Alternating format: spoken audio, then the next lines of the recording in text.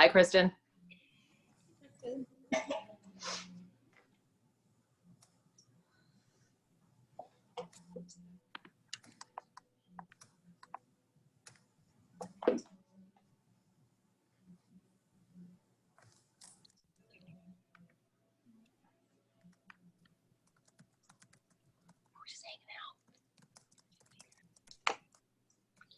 Going live.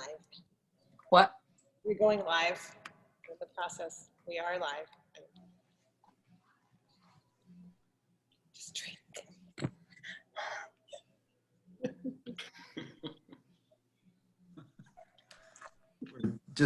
I'm making the connection from Zoom to Facebook right now. So,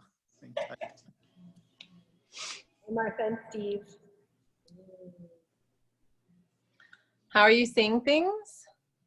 all right, there it is. Cool, cool.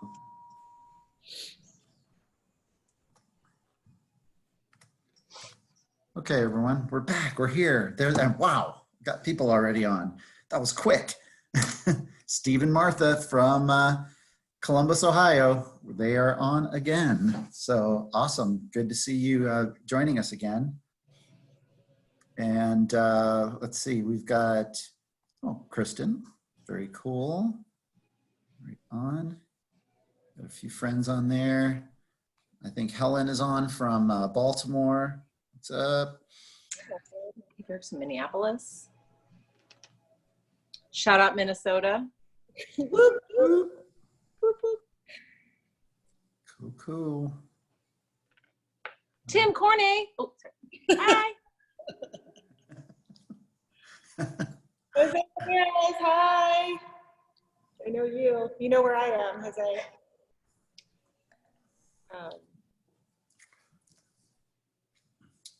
Right on, coming this fall. Cool. Oh, thanks, Terry. Welcome.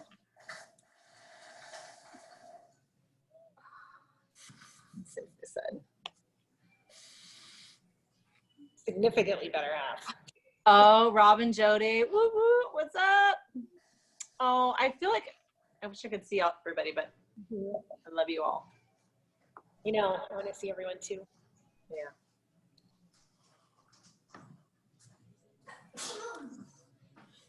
Letting people roll in. Is that the drill?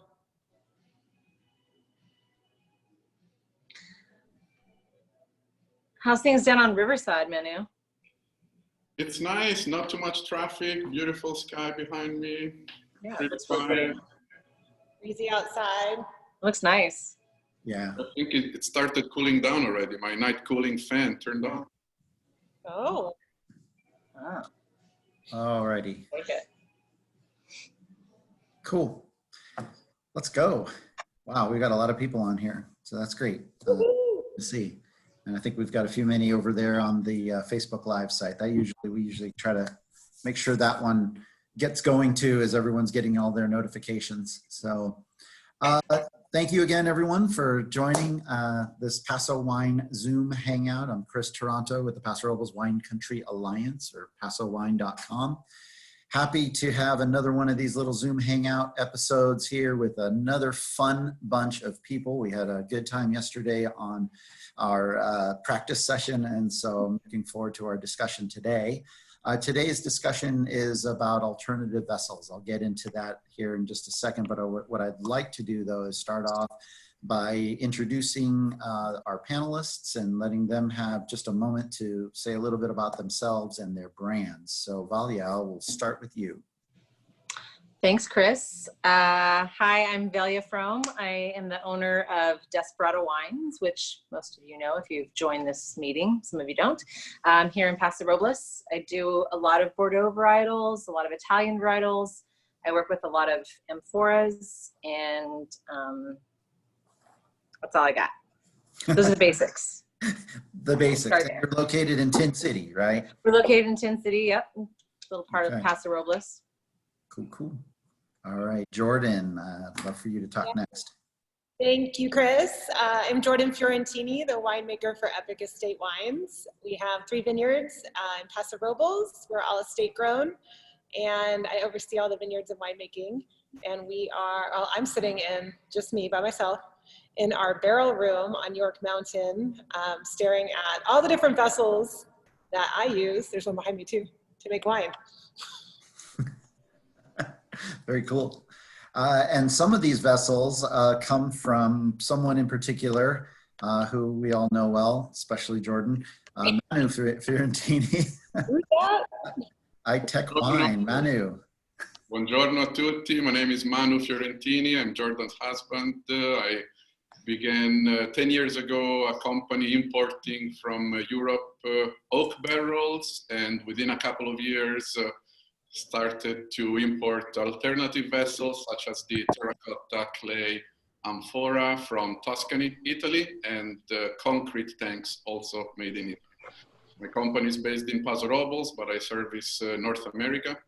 And obviously Vailia and Jordan have been my favorite two customers, buying very early and believing in the products very early. And later on, many other winemakers followed suit. Cool. Yes, it's definitely been something that we've been seeing a rise in our area. And I thought that would be a fun topic to discuss well, why these vessels, you know, because I think so many people are so accustomed in that kind of regular paradigm of wine that it's all about barrels, and we'll end up having a show about barrels, I'm sure, sometime soon.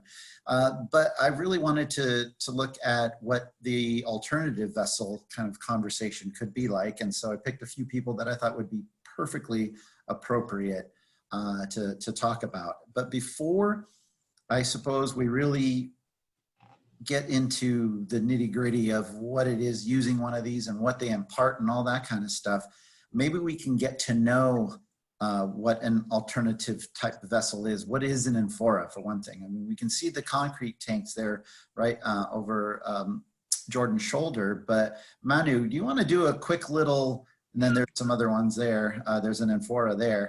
But Manu, I know you have a little video, and could you kind of talk a little bit about what an amphora is, for instance, which is sitting right behind you, and show what you got? Absolutely. Thank you, Chris. I'm showing a quick video made several years ago. These are terracotta amphora made in Italy in a specific region in Tuscany, in Impruneta, right outside of Florence, where families for generations have been producing vases and statues and clay tiles for rooftops. You can imagine all of the Renaissance rooftops building you go to see in Tuscany. They're all steel from that same material. It's a very special clay because it's freeze resistant.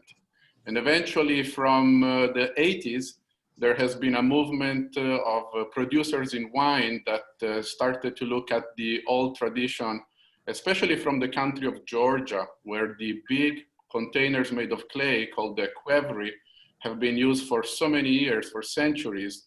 But there was a particular reason for using those, and it was to be in the ground and to allow for extended maceration, skin contact of the grapes over a very long time, which would result in what are known as orange wines. And not just because they're orange being in an orange clay vessel, but because of the skin contact with the grapes, releasing more tannin. And most of these producers were not using any sulfur, so there will be organic or biodynamic farms.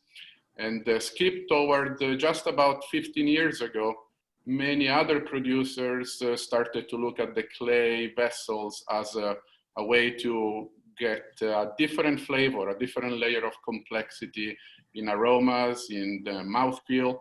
Some producers in Italy, for instance, were at the forefront. One in the northeast part of Italy, Giorgio Grabner, and eventually Elisabetta Foradori. These are winemakers who have been believing in the clay vessels for already a couple of decades. And then down in southern Italy, in Sicily, there is COS, C-O-S, who has a whole winery set up with these terracotta vessels in the ground. So I'll skip quickly through this video. You're seeing how an operator is making a coil of clay and slowly going around it. So these producers were already making vases and pots for landscape, essentially. But in the 90s and earlier on in the 2000s, they finally realized with a different formulation and stainless steel accessories like a top lid, a door, or a bottom drain or racking port. Now you can add wine in the vessel and have it not leak, and eventually either ferment grapes or just have wine age in the vessel and get something different for the winemaker to blend and have fun. Where we're all accustomed to stainless steel and oak vessels, here we go back to what the Roman and Greeks were using 5,000 years ago or more. And eventually we're adapting it to what we would like these vessels to do for us. So it's called orcho, really. But the process is pretty simple, and yet most people think, oh, it's a vase and it's on a spinning wheel. No, actually it's done by hand, little by little, pushing down the coils. It takes about 2 weeks to make amphora, and then it needs to go in a kiln to cure, and eventually fill it up with water to purge any minerals and salts. Off it comes in a container from Italy. It takes about 40 days to come here. And there we go. Then we'll have a talk with Vailia and Jordan on what varietals they've been enjoying making in the clay terracotta. Behind me, I also have several other wines, both from the Paso Robles region and all over North America, of clients that are using these vessels since 2012. Very cool. Wow, that's neat. Thank you for sharing that. That's just kind of almost mesmerizing to watch. It has that weird kind of satisfying quality or something to watch them put together one of those big amphoras. So why use it? Here's where I want to toss it to our winemakers. Why use it? What's so different from, say, a oak barrel, or what is it doing for you when it comes to, you know, showing the expression of these varietals and these wines that you're making? I'll toss it to Jordan first. Oh, wow. Okay, so Vailia definitely does more amphora than I do. So I'll just sort of talk about that's right, yeah. different vessels, and then I'll punt it to Vailia for the amphora specifically. Yeah. But when I moved here in 2010, I loved all the incredible fruit and intensity of the Paso wines, but I wanted to harness it too, to make an elegant, age-worthy, really serious expression of the land and what was going on here. And to do that, I sort of looked away from what was in vogue at the time and had been for a long time, which was stainless steel tanks for fermentation and then smaller oak barrels for aging. So I was thinking about how can I bring some other elements to this wine, and I call them gravitas elements, so like more serious elements of earth and minerality, or how do I, they're already in the wine, but how do I promote them, their flavor components coming out? So that's where I started looking to larger format barrels, concrete fermenters, amphora, and then in fermentation and in aging. And so I started experimenting from 2010 on. And when I learned from all the different varieties that we make in the different vessels is how I've sort of created the winemaking practices that I have. And Vailia, talk a little bit about your kind of journey into these types of vessels and what you were looking for when you started doing that. You know, if I remember correctly, and I think the first time that I heard about amphora were from you, Jordan, when where we met back in Tennessee, back in the day. And I remember having a conversation, and I don't know how it came up. We were talking about vessels, and up to that point, everything I had used was barrels, and a lot of neutral, especially for whites, because they had the least amount of impact, and they really kind of enhanced the natural beauty of the wine. And anyway, so that conversation, you had talked about amphora, and then it just so happened that Manu was going to be starting to import them, and it was the right place at the right time. And I think the first one I got from him was at 12 or 13 Manu, something like that. And through the years, I've found that they are their own kind of unique beast. Like they live and breathe so much differently than a barrel, or than a concrete tank, or than stainless steel, or than acacia, or anything else. Like, it's just, they have their own unique personality, and it's they're really, really, you know, number one, they're beautiful. And number two, they're a real pain in the ass to work with compared to some other things, but they're completely worth it. And, you know, through the years, oh yeah, there's the painted one. It's gorgeous.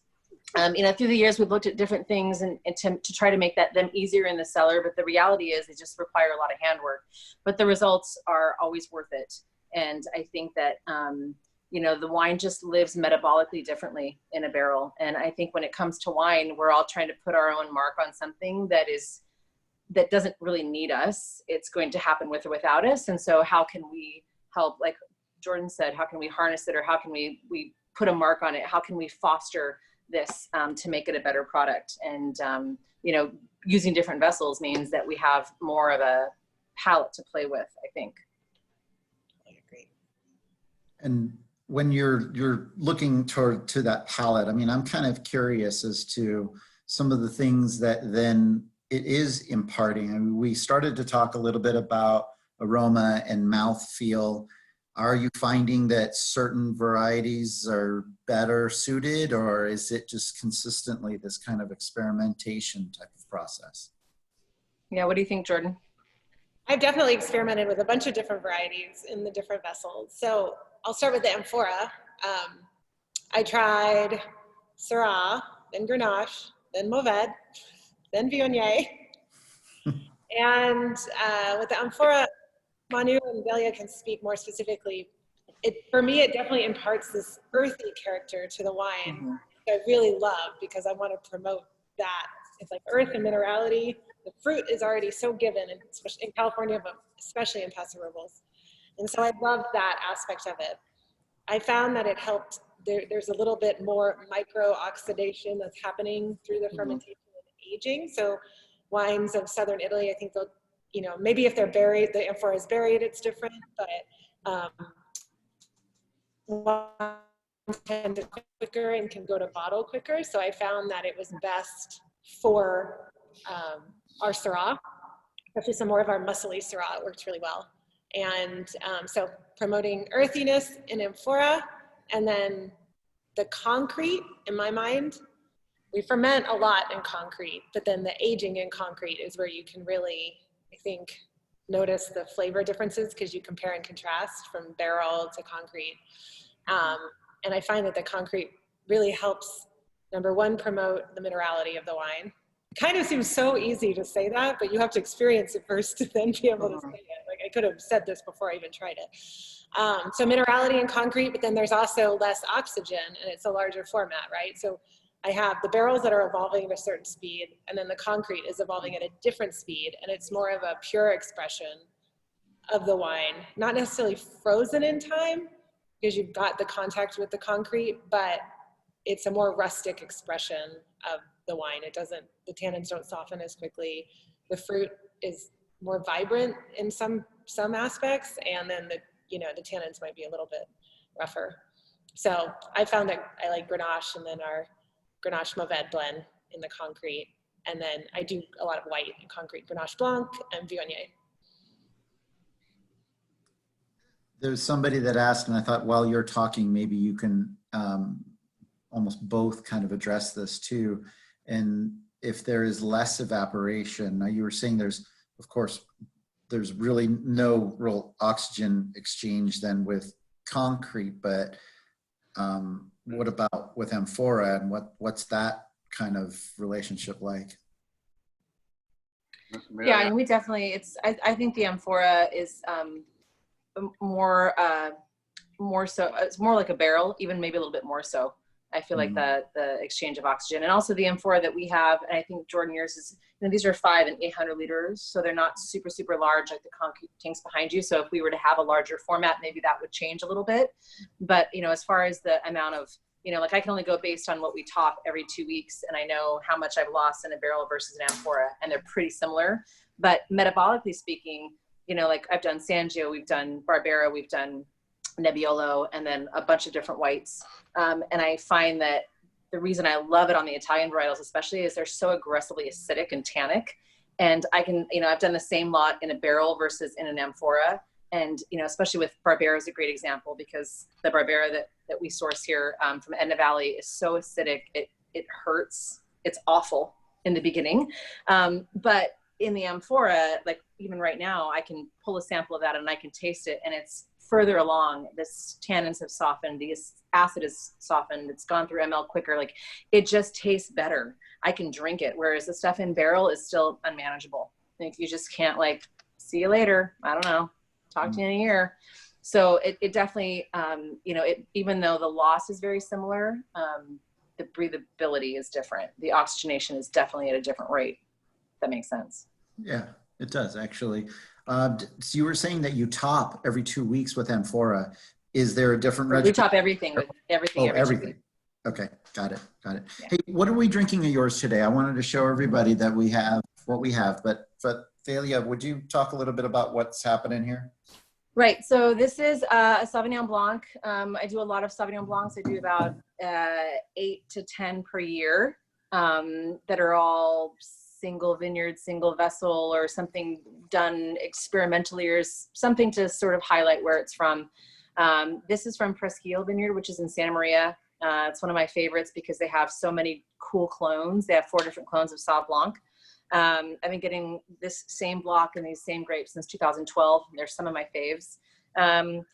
After visiting, Manu talked about Elisabetta Foradori, and when we went to Italy and we got to go taste there and see some of the practices that they do, and talking about like Grosvenor and some of the people that are making wine in that kind of old school way, we wanted to try a skin contact, but I wanted to keep it clean. I did add sulfur because I wasn't looking for an oxidative wine, but I wanted to see what the skin contact would do. So this is 2018. We created our own hand destemmer. So we took like this little plastic thing with holes in it, I don't know, like plastic mesh sort of, and put it between a round metal frame that we built.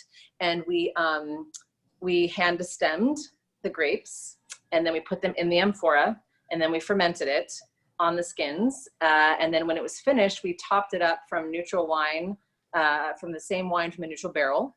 And then we put the lid on it, and we kept it topped, and it stayed on skins for 7 months.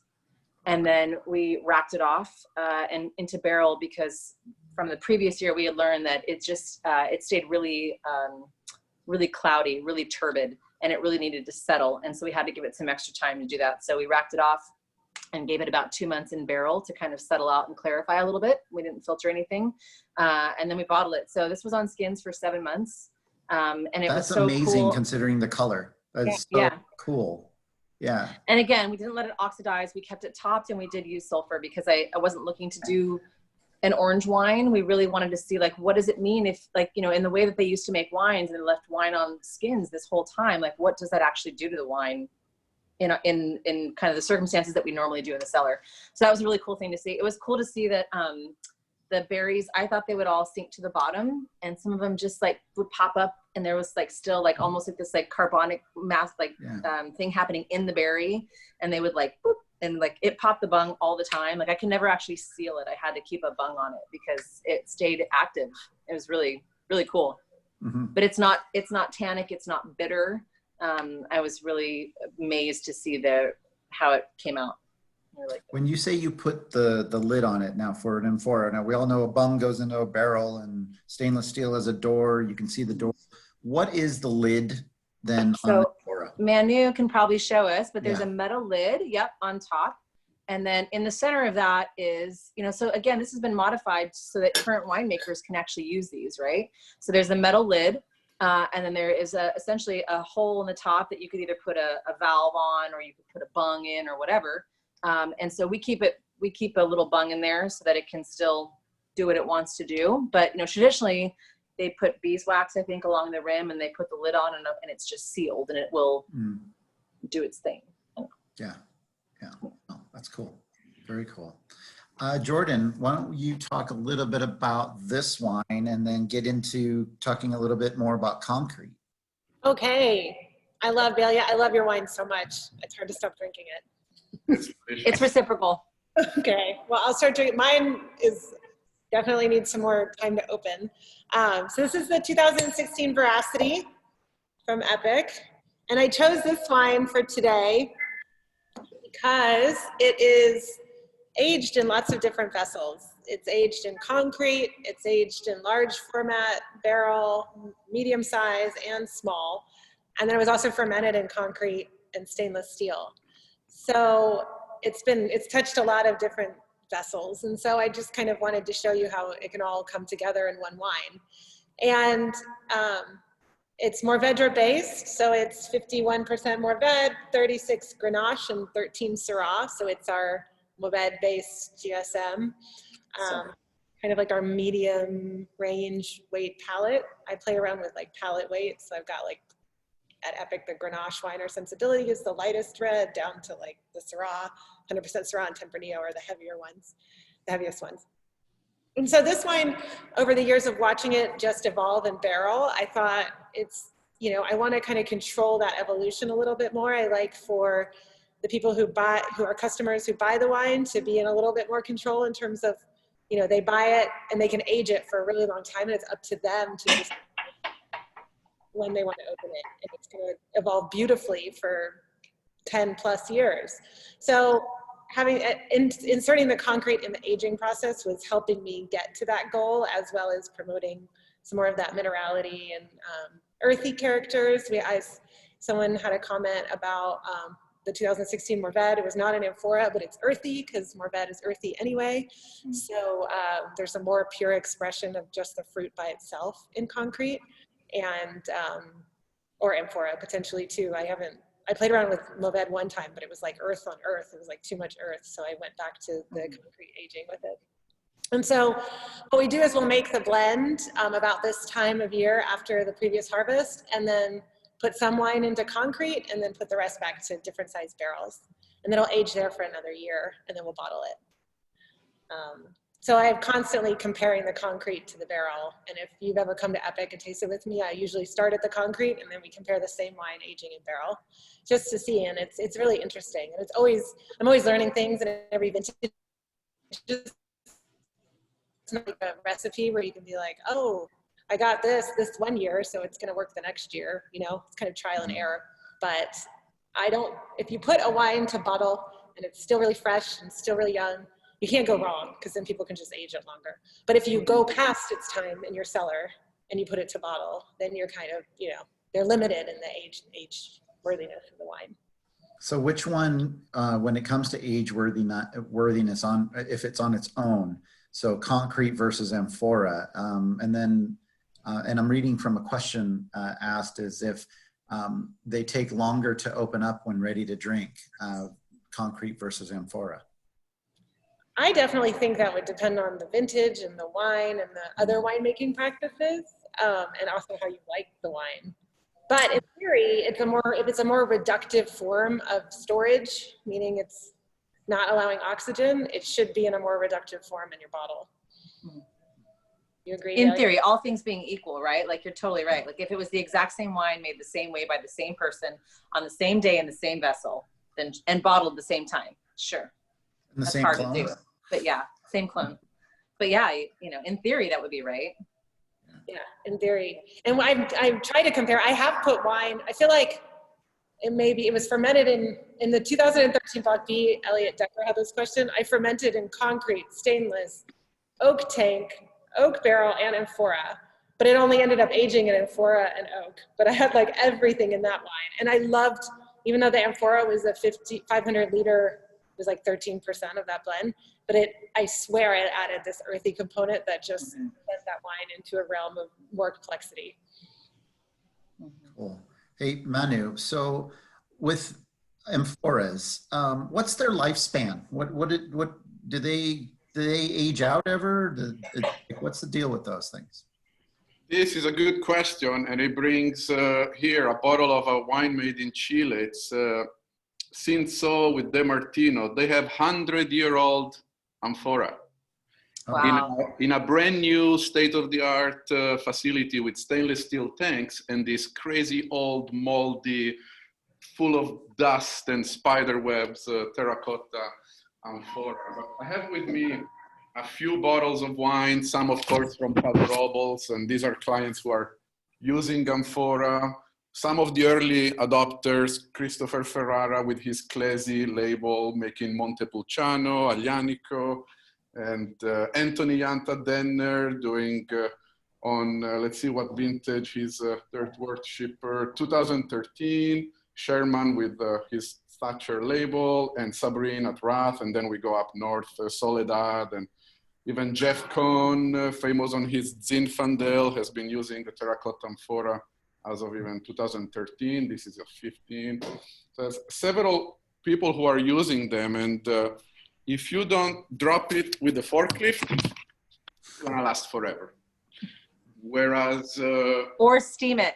Or steam it, definitely. No, don't do, well, on yours you might be okay. Those that have the stainless steel, yeah, so the issues with steam is the terracotta is fired at 1800 degrees Fahrenheit, but the stainless steel components, when you're steaming it at just about 200 degrees, will want to expand and then crack the terracotta. But the terracotta on its own would have no consequence if you had below 32 Fahrenheit or above steaming temperature, because its qualities is all the steel components in it will want to move. And similarly, in terms of pressure, you don't want to build pressure in either concrete or terracotta, so you have to have special breathing bungs above the vessel, whether it's a dry bung with a spring and a little ball, or if it's just a silicone bung from a barrel style, or a liquid bung that allows malolactic and carbonic fermentation to go through. So you don't want to build pressure in those vessels. But in terms of how long will they last, we know, for instance, oak barrels have a lifespan of usability of roughly 5 years, meaning after 5 years you may keep them, but they have exhausted all of their capability to give good tannin release from the oak itself.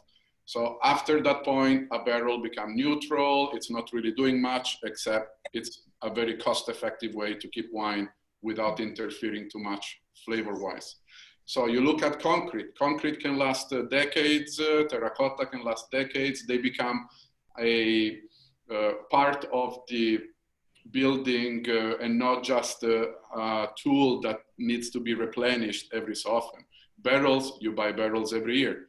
Whereas a vessel like concrete, stainless, and terracotta, it's something you buy and then you keep for decades. And you just have guidelines on how to keep them clean, how to take care of them properly, but they will give every year something.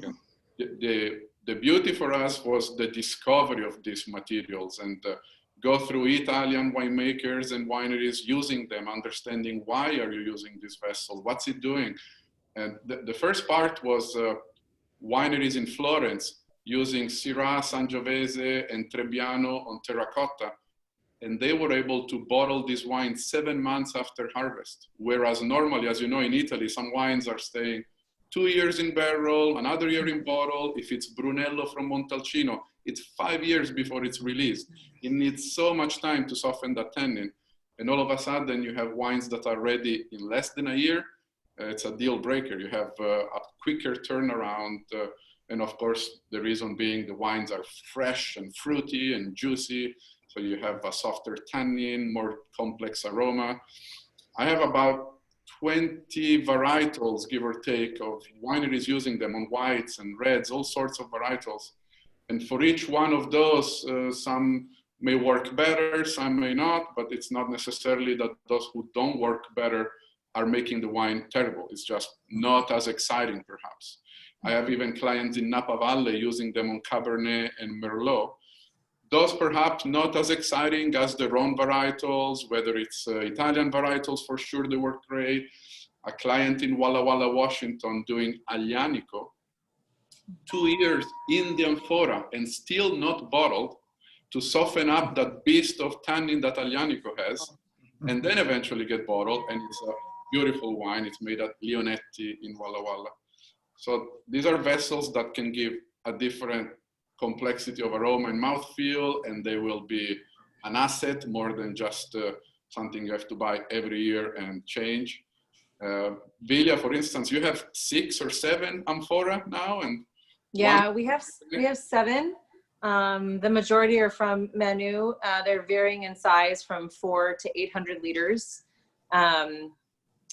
we just took a little break from buying because I needed to figure out space. Like I don't own this building and I'm running out of footprints for these beautiful pots. But yeah, every year I'm itching to get a new one. And every year my husband's like, where are you going to put it? You're not putting it in my place.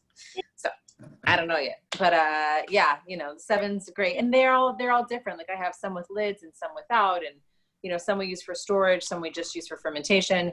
We've learned a lot together through the years. Like I've learned a lot from working with Manu as far as, you know, some have valves, some have, you know, valve attachments, some don't, some have metal lids, some don't have, some have clay lids, and how we work with those. You know, one year I had some lids fabricated and that was a bust and a waste of welding costs. So, you know, we've just kind of figured out how to do it through the years. But yeah, we've got 7. And then I have one concrete tank. So the opposite of Jordan, I have one concrete tank and lots of amphoras, and she has one amphora and lots of concretes. But we're about to bottle our first wine out of a Nicovello concrete tank in August. So I'm pretty excited. That's exciting. We have a really interesting question here that I think it's super winemaking geeky. And Jordan, I know you already said, well, maybe we'll answer that one live. So let's do it. Are winemaking decisions such as micro-oxygenation, Take a drink, Chris. Micro-ox. We call it micro. Micro-ox is way easier. Thank you. During fermentation and aging, drastically different when using alternative vessels. Geez, I need another drink. Yeah, so so for me, during fermentation, once the fermentation starts, you have all the carbon dioxide that's protecting the wine. And so if you really wanted to make a big impact on oxygen, at that point, you need to inject oxygen. You can't just rely on these small differences in the vessels to give you more oxygen. It really has to do with that when that CO2 dies down after fermentation and after malolactic fermentation, that the difference in the oxygen rate in the different vessels, I think, really takes hold. So you have more oxygen, the smaller the vessel, and then depending on the material, I would say probably, I can't discern between oak and amphora, which one might have more or less, because a lot of times oxygen ingress comes through openings. So like the bunghole or the top of the amphora, so it just depends. I think that would be a really interesting trial. And then concrete, I would say, would be the least oxygenative, if that's the right word, versus like stainless steel, which nobody wants to age their wine in stainless steel for a long time because the wines kind of get tinny. They taste kind of weird after they've been in the vessel for more than 6 months. And then one crazy winemaker by the name of Randall Graham, years ago, I don't know if you would remember this even, but I remember he was, and actually there's some winemakers in Priorat doing this, one in particular that I know, that was practicing using a normal technique that is like, oh yeah, I know that, glass, like aging in glass, but yeah, we have a huge glass vessel. That's like extremely difficult. If we think amphora is hard to have big, imagine having a big glass. Well, and glass-lined concrete was pretty popular for a long time in a lot of parts of the world, in the old world, you know, like in Portugal and old school, yeah, very old school. It doesn't make a lot of sense. Like, what if you break the glass? Like, I don't know, it didn't, but it was a thing. Interesting. And I mean, I think like, I'm not looking for inert. That's not what I think any of us are really looking for. But I'm looking for evolution. It's just the type of evolution. And I think we got a question, is there something that doesn't do well in amphora or concrete? But I think Manu answered that because it allows the winemaker to choose based on the style of wine they want to make, you know, which direction to go. And yes, there are bad decisions, but it's usually that particular grape and that particular harvest, but not overarching right or wrongs. Well, and you get a whole year to think about it before you can fix it. Yes. And what you did wrong. Great. Or longer if you keep trying that wine in bottle. Yeah, totally. Do you guys think it's getting more popular? Are you getting more people coming to you since you were kind of early adopters and asking more about concrete, more about amphora, and you know how they might be able to apply it to their own programs? I've definitely had people ask me a lot about concrete. just what it's doing. And if they're here, I usually show them the difference and kind of leave it up to their own sensibilities. Mm-hmm. But I can't, like this wine, like Vailia's wine, I would never have thought, number one, it would have been so fresh in every aspect, in color, in aroma, in flavor, based on the fact that it's skin contact and it's in amphora. So I think we all know that it's like, you can't sort of There's so many variables. those facts down about winemaking. It doesn't exist. Yeah. You know, I know, Manu, since you've opened up your building, I mean, there's obviously a growth in the use of this within a lot of wineries. And it's not just Paso that you serve, but you're going up and down the coast. But I want to talk Paso a little bit. Is that, are you starting to see more and more winemakers then trying to insert amphora and concrete? Concrete's already pretty popular here, but at least the amphoras into their programming? I don't think the numbers speak to that direction of saying, oh my gosh, I cannot keep them in stock, everybody wants them. It's not going in that sense. It is going in this direction. Those who have already incredible skills around doing beautiful wines, at some point think, what else can I do to enhance something, to make that wine speak out louder for itself?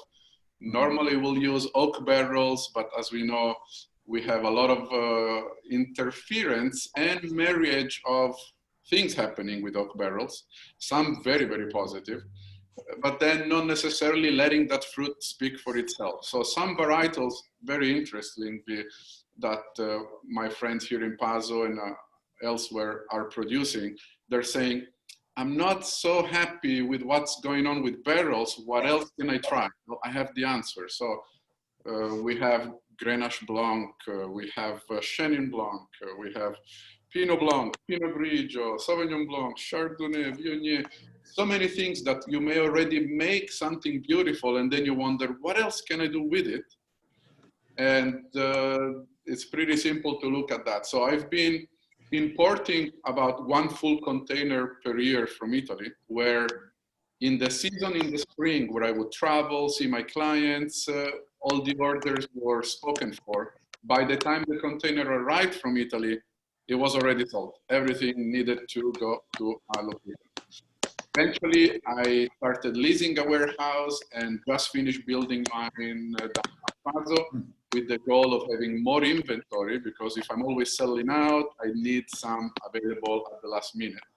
So this is very useful for me to have some, because maybe Paso has some saturation. At some point, we may have a few here and there, but the United States and Canada, winemaking wise, are all moving in the direction of what else can be done on my wines.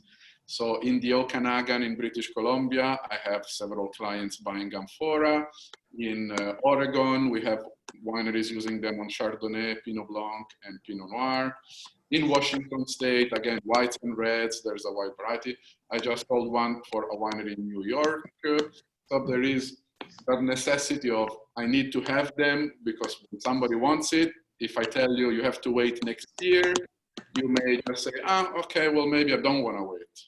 And if you don't have it, you may not sell it. In regards of concrete, the wait time is huge. And my facility is built with that goal, again, to have available inventory. Although with concrete, we really custom build the tanks, exactly the specifications the client wants. But if I don't have at least a few on hand, you may have to wait up to 9 months before you get one. Wow. I just did an installation and delivery in Oregon. Tanks that were ordered 2 years ago. And it's a gorgeous facility. I don't know if I have the picture eventually to share. Maybe it's been scrolling through on the screen. Brand new winery, beautiful tanks, really big, 1,800 gallon in size. These are tanks that weigh 9 tons each. So clearly, it's not something that's actually like taking over wine country, like, you know, in such a fast fashion. But it is definitely something that is kind of incrementally growing a little bit over time, and it's really super interesting just to little by little. Yes, yeah. And I think word of mouth is the best way possible. I would not want to go crazy in marketing without knowing, is this working? Is it beneficial? Are clients who have them very happy? And still now, yes, I'll have maybe my website with very nice pictures and a nice brochure, but I'll let my winemakers, friends and customers tell possible new potential clients about it, and let clients and people talk winemaker to winemaker, take the vendor outside of the picture and just let winemakers talk and see what's their goal and can this help them achieve that goal. That's pretty cool. Right on. Well, we're getting right up near the end of our hangout here. It's been really fun learning a little bit more about these amphoras and concrete tanks and sipping these wines too that are really good. So thank you so much for sharing them. I want to see what's happening in your worlds here in the next, I don't know, month or so, as far as like, do you have any virtual tastings coming up, or you know, what also is happening out there for you? I know, Vailia, you've got something happening right this second, don't you? Right. So we're doing, you know, I've got this really cool little community called Tin City where the winery is, and there's probably, I don't know, 18 wineries in here, a distillery, a cidery, a brewery, a creamery, an olive oil place. So we have this, yeah, Tin City's awesome, right, John? Awesome. So what we're doing is Friday, like every Friday, we're doing like a drive-through curbside pickup thing. So I haul my velvet chairs out there and my rug and my house plant. We sit outside and we sell wine to whoever wants to pick it up, which has been great. The creamery she has lines around it's awesome. It's so cool to see people out doing things like sitting in their cars. Everyone's being safe and clean and great, but you know, people are out and enjoying and stocking up. So that's really good, and supporting local, and that means a lot. So we're doing that. And then we just released on Instagram, we're doing once a week, we're doing one-on-one tastings with me, like 30-minute blocks where whatever Desparada wine that you have that you want to pop, I'll find it in my cellar and we'll drink it together and chit chat. So you can go to Desparada Wine Instagram and you can make an appointment there, and that's been really fun. And aside from that, we're just here making the wines, doing the blends, just like Jordan. It's that time where we're getting ready to do blends and get ready for bottling and harvest. Right on. You know, the vines and the wines don't know what's going on outside. Especially they don't. The vines definitely did not get the memo because they're going off like crazy. Yeah. And we have online, we can order wine online. We have shipping included in the bottle prices, but we also have pickup from 10 to 2. We have a really funny video online. You can see how safe it is if you were to pick up wine from Epoch. It is definitely safer than anywhere, I'm sure. And yeah, we're just blending, bottling, doing lots of virtual tastings. Some other people at Epoch are hosting some too, so you don't have to see my face all the time, which is maybe get boring for some people. That never gets tired. I love this because we're talking about something specifically too, so we can talk about vessels, which is definitely one of my favorite topics. And it what have we not covered? What have we not covered, Jordan? I just think it's fun to talk, like think about, like it's like cooking. Like I love to cook, but if you bought a new pot or you found out a new type of cooking, like a style of cooking, and you just got so into it and you loved the effect that it had on your meat and your vegetables. And I feel like the vessels are kind of that way. You start off with that like excitement of, oh my God, what can I try in it? And you try everything. And then you kind of, like I'm at the point where I've got I love these things that I'm using, but I'm always eager to try something new.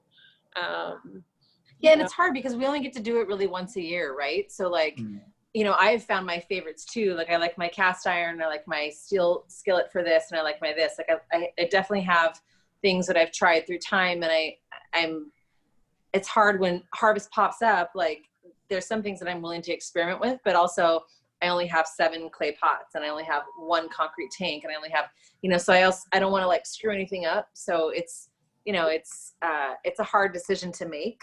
I did get some Aglianico in 18 for the first time. It's a really hard varietal to find around here.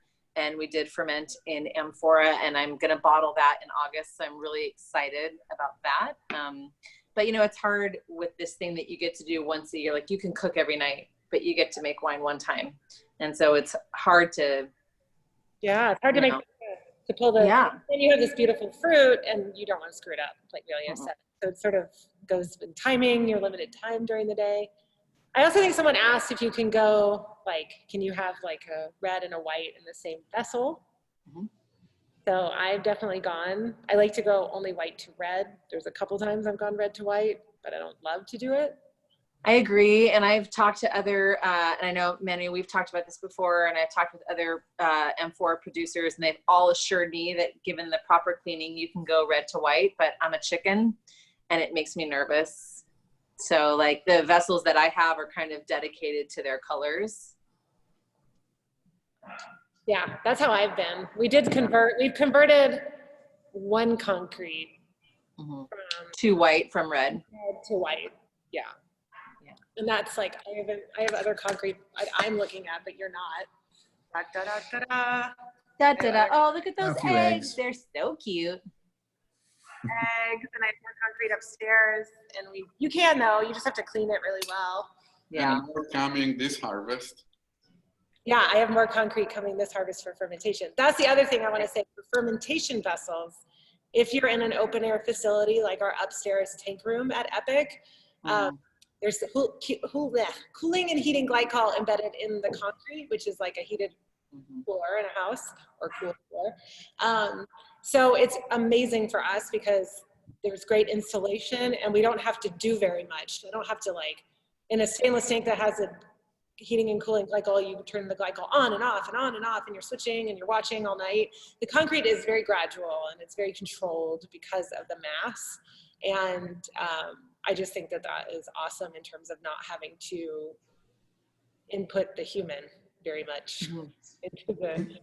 Can you talk a little bit very quickly about the shapes? So we just looked at the eggs, and behind you, it's definitely a different shape.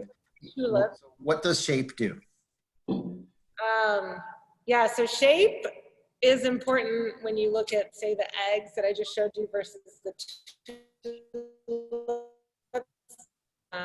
and size also comes in, but the smaller the vessel and the rounder the vessel, I find that it doesn't settle very well. So the larger you get and sort of like the more cylindrically tall, this is not very scientific, it settles better. And then oak settles better than concrete and amphora, just because there's surface tension, I guess. It pulls the leaves out of solution. So if you're somebody who's really into lees stirring, then you might want to, like if you want to stir your wine all the time, you might want to have it in a shape like the egg because it's constantly in motion. Manu is trying to find something. Hopefully you don't have showing a tulip like the ones you have. Yeah, different sizes. So the tulip's kind of like in between a large barrel and a concrete egg for how it settles. So I have the 1,500 liter tulip and it's great. Yeah, mine are 22 here. So yours settles well. These settle well, I feel like. This settles well. I just pulled a sample a couple days ago because we're bottling it and I was a little concerned, like, you know, it's not an egg, it's not an amphora. I was like, I didn't know if it would need some time to settle in an alternate vessel, and it's clear and beautiful. It's actually settled really, really well. And it is quite cylindrical compared to like an amphora or an egg where it's more defined settles. Settles means that the solid particles fall to the bottom and the wine becomes clear. So we don't do any filtration. Jordan, I don't think you do much, if any, either. So if you were to want to filter out and make a wine clear, you'd filter out all those solid particles. Well, if we can settle it in a vessel and allow those particles to fall out, all of the, the dead yeast cells and all of the proteins, all of the solids in there, if they can settle to the bottom of each of these vessels and we can rack off a clear wine for bottling, we're stoked. Somebody just asked, sorry, I was like. So yeah, no, I totally agree. And the issue becomes my concrete eggs I use for white, but I like to bottle that white in March of the following year, and the wine's not very settled when I pull it out. And that's right. Well, because the egg by virtue is doing the things, right? Whereas it's always in motion. And it's, I don't know if anybody's ever looked, there's some wineries in Napa that did it, that put a plexiglass head on a barrel, and you could watch it when the moon was, the different, phases of the moon. Lees would come up and go down depending on what the moon was doing. And so the wine does move all the time, but in the egg, it's constantly moving. Yeah. And Jose Ramirez was asking, do you notice a difference in the different age of the vessels, like first use versus fifth use? And I know in concrete, I have not noticed a difference, and that's the beauty of it. It's super consistent. It's not like oak where it becomes more neutral. If you clean your concrete really well, it's the same from the day you bought it. Same with Amphora, I think. Yeah, and the very first one I bought is performing the same way that she did 8 years ago. I have a question for Vailia too. I know we're almost done, but I had my first Amphora was lined with beeswax. Yes. Beeswax lined. I've never done it. I kind of felt like, and I remember having this discussion with you many years ago, and I know that Anthony, I think, got one that was lined with beeswax, and I know that's a thing. I think if I had a lot of space and I had a lot more Amphora, it's something that I would love to play around with because it's so aromatic and it's so beautiful. And I think it would greatly affect, obviously, the oxygenation rate of the wine. But because I started with one and then I just kind of added one every year and I only had this much space and time and money, I really wanted to highlight what the Amphora brought itself, which has always been this very like earthy rusticity. And I always felt like if I lined it, that it would alter that. And I kind of wanted the purest form of what it was. If I was going to line it, I figured I would just buy some, like I could use any vessel. I could line a barrel or I could use a tank or whatever. But it smells so good. It does wear off over time. Yeah. Hot water, not super hot, but warm water cleaning and all that. Yeah, yeah. Does it affect the tartrate buildup? Like if you have beeswax on there, does that affect? I didn't, so ours is kind of worn off by now, so I don't think it might have been less. Yeah, there might have been less on there, but. Like less traction. Yeah, it's something about the material and the fact that how the tartrate attaches to it, but the temperature of your cellar is definitely going to affect how many tartrates you throw. Yeah. If it's really cold, if it's a really cold winter, or you keep your cellar really cold, you're going to throw more tartrates. Yeah. Well, we don't want to keep everybody on too much longer. We usually promise that these are only about 45 minutes, but this has been really actually super interesting. And I really enjoyed listening to you two talk as well. So super geeky today, and it's been a lot of fun. Cheers. Cheers. Cheers, guys. This has been really fun. Thank you so much. Appreciate it. Cheers. Appreciate your time. Cheers. And so Paso Wine will be back again on Wednesday with another show. This one is going to be a little bit kind of closer to some of my personal interests in that we're going to have 3 surfer winemakers on, and they're going to talk a little bit about the art and sport of surfing and how it might influence the kind of art and science of winemaking. So please check that out on Wednesday. It'll be a really fun conversation. And then we'll have another show on Friday. That one's going to be with Gary Eberly and with Wes Hagen. What an interesting combination. Let's just see where that one goes, right? Part of the surfers. You have Phil, Aaron. Aaron Jackson? No, it's Phil. It's Pat Moran from here. Phil, by the way, he's from Law State, and Josh Beckett. Awesome. Nice. From Peachy. So thank you, everyone. Thank you, Manu. Thank you, Jordan. Thank you, Vailia. It was fun. It was a great conversation. And thanks to everyone for logging in and watching us. And like we can see all the comments and stuff, and it's really cool. And thanks for watching and supporting. Yeah. Thank you, guys.